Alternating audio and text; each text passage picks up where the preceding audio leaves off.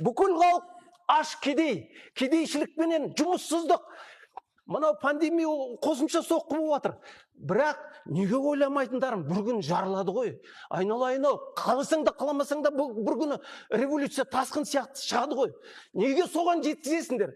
Біздің халық, қазақ өте табиғатында менталитет сондай бейбітшіл, кешірімшіл, рақымшыл халықты. Соған сай, егер жаңа ғана демелердің есі кіріп, мына идеологтар соған айтып жанында жүр ғой.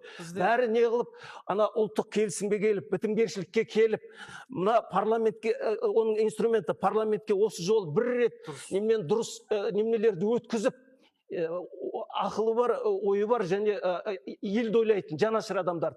Анау арамдар мен қуларды емес. Сөйтіп отырғызып қойып, билік пен халық қазір бөлініп қалды ғой, екі жақ. Мынау ат төбеліндей азғана топ, мынау Құдай сияқты үлкен халық.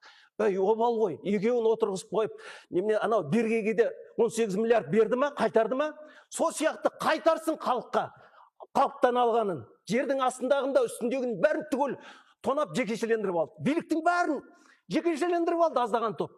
Халықты саясатқа да билікке де ештеңе араластырмай қойды. Тек мен сөзім сөйлейсің ба, онда Нұр Отанға кіргізеді кім сияқты? Айдос сияқты.